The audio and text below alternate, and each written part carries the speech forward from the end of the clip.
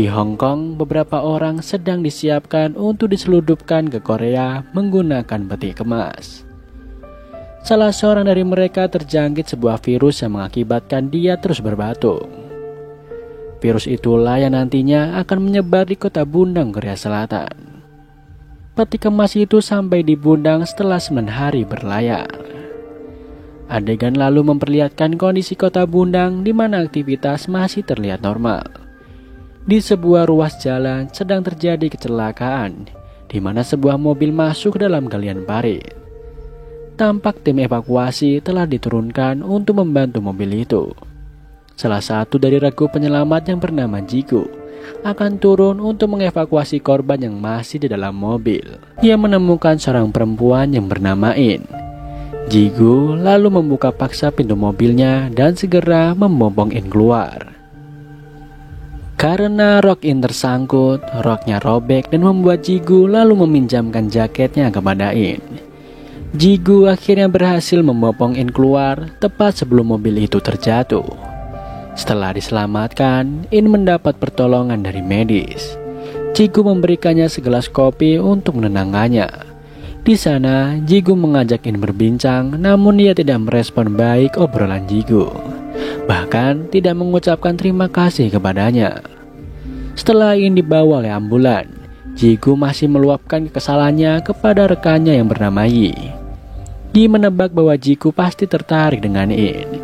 Jigu sangat yakin bahwa In akan kembali menemuinya karena wanita itu meminjam jaketnya. Tak lama kemudian Jigu mendapat panggilan dari rekannya yang lain yang mengabarkan bahwa In mencarinya. Mendengar hal itu, Jigu sangat senang. Ia lalu bergegas pergi meninggalkan Yi. Rupanya In berniat untuk meminta bantuan Jigu mencari tasnya yang ada di dalam mobilnya. Ia mengatakan bahwa ada informasi penting di dalam tasnya itu. Jigu menolak dengan mengatakan bahwa tugasnya adalah menolong seseorang, bukan mencari sesuatu. In tetap bersikeras dan akhirnya berusaha untuk mencari sendiri tasnya. Jigu mencegahnya dan tanpa sengaja Jigu membuat In terjatuh dan terluka. In yang kesal langsung meninggalkan Jigu dan menggerutu sambil berjalan. Adegan beralih ke Byung-woo dan Byung-ki yang menghampiri peti kemas yang berisi orang-orang dari Hong Kong.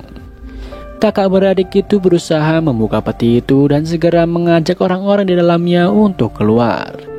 Karena tidak ada yang respon dan keadaan yang gelap gulita, Byung-ki meminta Byung-woo menyalakan senter sebagai penerangan. Mereka melihat orang-orang itu sudah tewas dan bersimbah darah akibat virus yang dibawa oleh salah seorang dari mereka. Keduanya sedikit berselisih membuat handphone yang dipegang Byung-woo terjatuh. Saat hendak mengambilnya, kaki Byung-woo ditarik oleh salah seorang imigran gelap yang bernama Monsai. Monsai meminta agar mereka berdua menolongnya. Byung-ki lalu menariknya keluar dan mengonfirmasi bahwa hanya dialah yang bisa selamat dari Hong Kong. Mereka pun akhirnya membawa Monsai pergi. Byung-ki menelpon relasi bisnisnya untuk menjual Monsai. Namun karena hanya satu orang, dia tidak mau membelinya. Saat kembali ke mobilnya, Byung-woo mengatakan bahwa ia tidak enak badan. Dari spion, Byung-ki melihat Monsai yang keluar dari mobilnya. Ia lalu keluar dan segera mencari Monsai. Sialnya, Monsai berhasil menjauh dari Byung-ki dengan cepat, membuat Byung-ki tidak bisa menemukannya.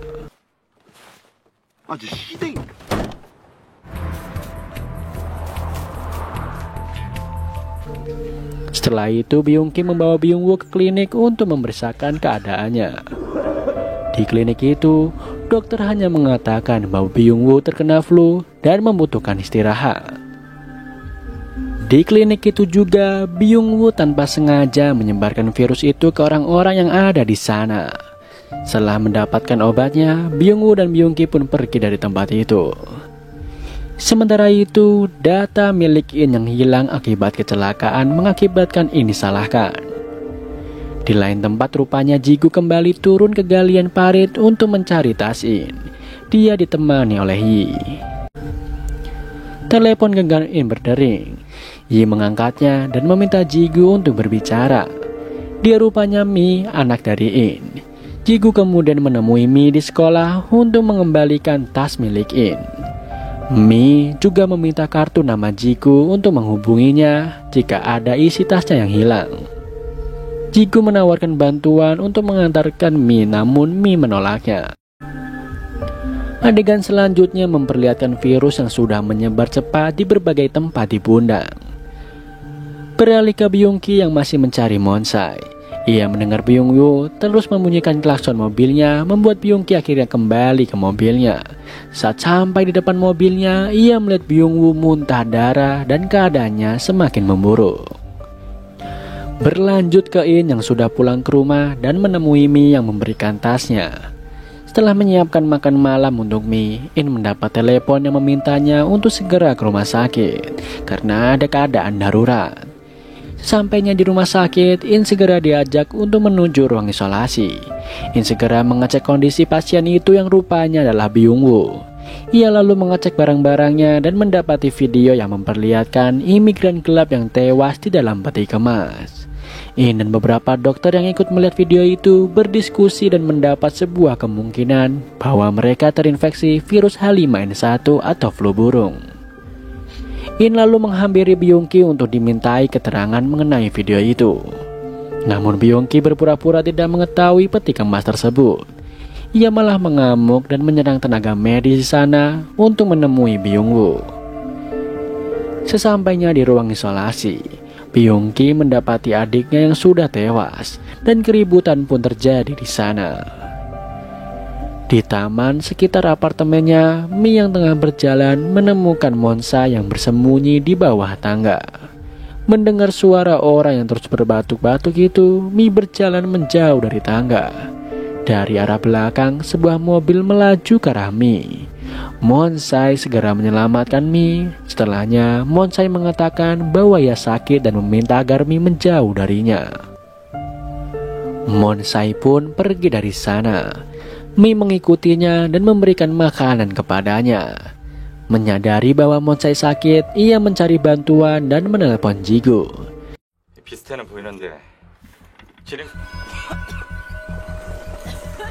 Namun mereka tidak menemukan Monsai di tempatnya.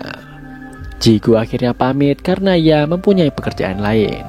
Namun Jigu mengurungkan niatnya karena melihat wajah Mi yang cemberut. Keduanya lalu bergerak mencari Monsai. Beralih ke tim medis dan tim yang lain yang berhasil menemukan peti kemas yang berisi imigran gelap. Kericuan terjadi karena tikus-tikus keluar dari peti itu. Mereka lalu membakar tikus dan mayat-mayat yang ada di dalam peti. Di tempat lain, petinggi daerah dan tim medis sedang berkumpul mendiskusikan wabah itu. Tim medis berusaha menjelaskan bahwa virus itu adalah pandemik yang bisa membunuh manusia setelah terinfeksi selama 36 jam. Profesor itu menyarankan agar Bundang di bumi hanguskan. Namun tampaknya petinggi daerah masih kurang percaya dengan apa yang dijelaskan medis. Wali kota Bundang menyanggah usul untuk membumi hanguskan kotanya. Tak lama, In datang dan mengabarkan kepada profesor bahwa dalam peti kemas yang diperiksa ada satu orang yang masih hidup dan berhasil melarikan diri. Jigu nampak sedang makan di mall bersama Mi. Ia lalu mendapatkan Mi yang terbatuk dan badannya panas. Ia hendak membawa Mi keluar dari sana, namun ia kehilangan Mi karena ia harus menyelamatkan wanita lain yang tertidur di eskalator.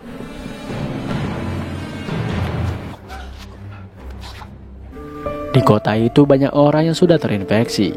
Kekacauan terjadi di jalan akibat orang-orang yang pingsan di jalan dan kendaraan-kendaraan yang saling bertabrakan.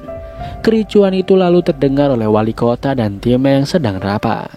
Mereka semua melihat kekacauan itu. Setelahnya, mereka semua meminta evakuasi untuk menyelamatkan diri. In meminta izin untuk menjemput Mi lebih dulu. Profesor pun mengizinkannya pergi. Terlihat di jalan, warga Bundang berusaha untuk keluar kota, namun akses jalan sudah di-lockdown oleh pemerintah. Di mall, In bertemu dengan Jigu dan menanyakan keberadaan anaknya. Terlihat keadaan di mall yang semakin kacau membuat Mi panik dan terjebak. Jigu dan In berpencar untuk mencari Mi. Orang-orang semakin brutal menjarai mall. Mi pun berhasil ditemukan, sementara itu polisi mengamankan pintu keluar. Pintu mall pun ditutup. Jigu, Mi, dan In berhasil keluar dari sana. In mengajak Jigu untuk segera pergi, namun Jigu berniat untuk membantu membuka pintu besi di mall untuk membebaskan orang-orang yang ada di dalamnya. Dia meminjamkan mobilnya agar Mi dan In bisa pergi dari sana. Dengan bantuan Ji, Jigu berhasil membuka pintu itu. Sementara itu, In dan Mi berhasil sampai di tempat evakuasi, namun tidak diizinkan masuk karena Mi batuk. Kembali terdengar pemberitaan yang sudah memvalidasi bahwa virus yang menyebar adalah virus H5N1 yang bahkan sudah menyebar ke beberapa negara lain. In dan Mi lalu dibawa menggunakan bis untuk diisolasi bersama orang-orang yang lain. Sama halnya dengan Jigo, mereka mengantri untuk masuk ke barak isolasi. Di sana semua orang diisolasi bersama sambil menunggu hasil tes PCR. Sampainya di barak, In dan Mi sempat bertemu kembali dengan Jigo. Mereka terpisah saat melakukan pengecekan fisik. Di sana, In melihat ruang merah di belakang telinga Mi. Ia yang khawatir dengan Mi lalu menyeludupkan Mi saat petugas yang berjaga lalai akibat kericuan yang terjadi. Setelah berhasil lolos pengecekan, In dan Mi berjalan menuju camp mereka. Saat hendak menghampiri Mi, In mencegah Jigu. Ia lalu membawa Mi pergi dari sana. Ia melakukannya agar Jigu tidak terinfeksi virus yang sudah menginfeksi Mi. Di barak itu masih saja terjadi kekacauan dari orang-orang yang tidak terima di karantina. Yi yang bersama Jigu mengabarkan bahwa orang yang dengan hasil tes positif akan dipindahkan untuk dibunuh. Di tempat penampungan orang yang terinfeksi, petugas menemukan Monsai. In yang mendapatkan kabarnya lalu menitipkan Mi kepada Jigu. Ia akan menemui Monsai untuk membuat antibodi untuk anaknya. Setelah mengecek kondisi Monsai, In kembali menemui Mi yang masih bersama Jigu. Saat hendak membawa Mi pergi, petugas di sana menghentikannya karena mencari pasien dengan nomor 2966 yang merupakan nomor Mi. Petugas itu hendak membawa pasien itu karena tesnya positif. Jigu terpaksa berbohong dan mengorbankan dirinya agar Mi bisa selamat.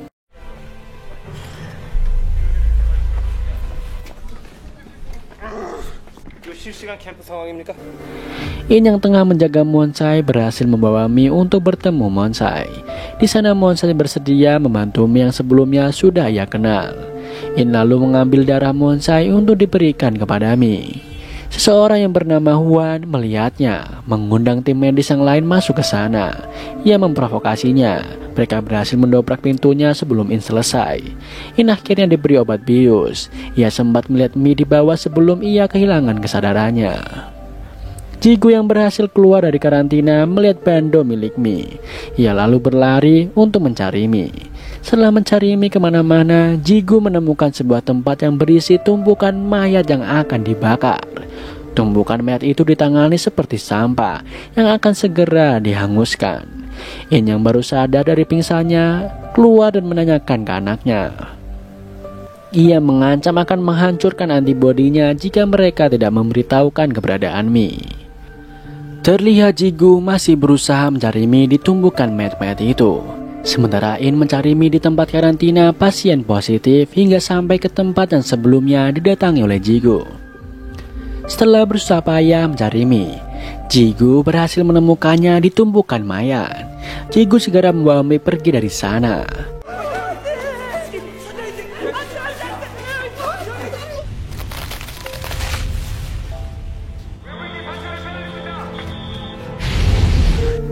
Salah seorang petugas yang mengamankan orang-orang di camp membocorkan bahwa belum ditemukan obat untuk penyakit itu, dan mereka bukan merawat pasien positif melainkan membakarnya.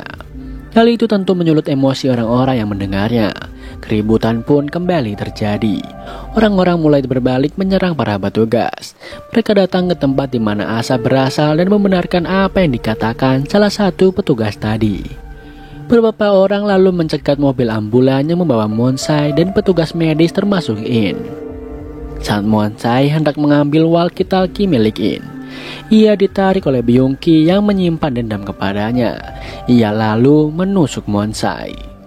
Tim medis yang berhasil membawa Monsai kembali ke mobil dan segera membawanya keluar. Terlihat Jigu yang melihat In memanggilnya, namun ambulan membawanya terus pergi. Ia akhirnya berlari untuk mengejar ambulan itu. Jigu berkomunikasi dengan In. Jigu mengabarkan bahwa demam Mi sudah berkurang, sepertinya antibodinya berhasil. In lalu meminta agar ia pergi ke sebelah barat Bundang. Jigu berhasil sampai di daerah perbatasan isolasi. Di sana kekacauan pun tidak terhindarkan karena petugas terus mengamankan massa yang menuju ke barat. Sementara In tengah menangani Monsai yang kritis akibat tertusuk. Meskipun akhirnya Monsai tewas sebelum sampai di tempat tujuannya. Huan memprovokatori massa untuk pergi ke Seoul agar pemerintah pusat memberikan bantuan kepada mereka. Mereka pun berbondong-bondong berjalan menuju perbatasan itu. Di lain sisi, setelah mengantarkan Monsai, In bergegas kembali ke Bundang untuk menjemput putrinya. Meskipun profesor sempat mencegahnya, In tetap bergerak untuk menjemput putrinya. Para massa yang sudah sampai di perbatasan dan harus berhadapan dengan militer yang berjaga di sana. Terlihat Jigu dan Mi yang berada di tengah massa. Perdana Menteri Korea Selatan yang melihat massa berhasil menjebol pagar berduri itu mengizinkan militer untuk melakukan penembakan. Militer itu lalu melakukan penembakan kepada massa.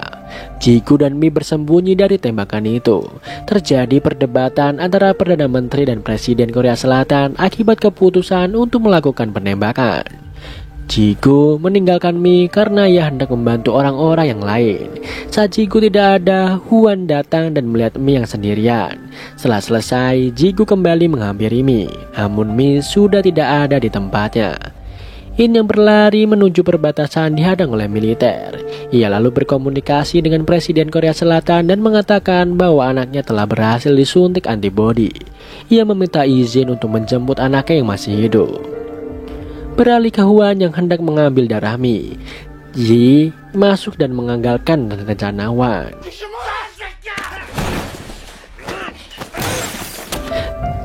Tak lama Jigu datang dan membantu Yi melawan Huan. Mereka akhirnya berhasil membunuhnya. Setelah memeriksa kondisi Yi, Jigu bergegas untuk mencari Mi. Mi rupanya sudah berada di tengah kawanan massa yang kembali mendesak ke arah perbatasan. Terlihat In yang berusaha memberikan isyarat agar massa tidak bergerak melewati garis oranye di jalan karena mereka akan ditembak. Mi berhasil mendesak keluar dan berada di barisan paling depan. In yang melihat Mi berlari ke arahnya berusaha mencegahnya. Namun Mi akhirnya melewati garis itu membuat militer menembakkan pelurunya ke mereka. In terkena tembakan karena berusaha melindungi Mi. Mi lalu bergerak maju dan berusaha melindungi ibunya. Massa yang tersentuh karena melihat aksi anak kecil itu. Mereka pun bergerak maju dan membuka barikade untuk melindungi Mi, In dan Jingu.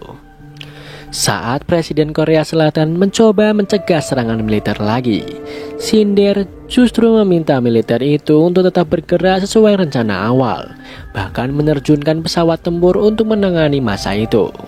Presiden lalu meminta bantuan Menteri Pertahanan untuk menghalau serangan tersebut. Setelah melihat kondisi Mi yang tampak sehat di tengah pandemi itu, tepat sebelum semua serangan diluncurkan, Sinder membatalkan serangannya. Presiden lalu memberikan pemberitahuan melalui pengeras suara. Presiden akan mempertanggungjawabkan perbuatannya jika memang Mi tidak memiliki antibodi yang dibutuhkan. Ia lalu mengirimkan regu penyelamat ke Bundang. Semua orang akhirnya mendapatkan penanganan yang mereka butuhkan. In lalu memberikan dan menitipkan Mi kepada profesor yang akan melakukan penelitian kepada Mi, dan film pun selesai.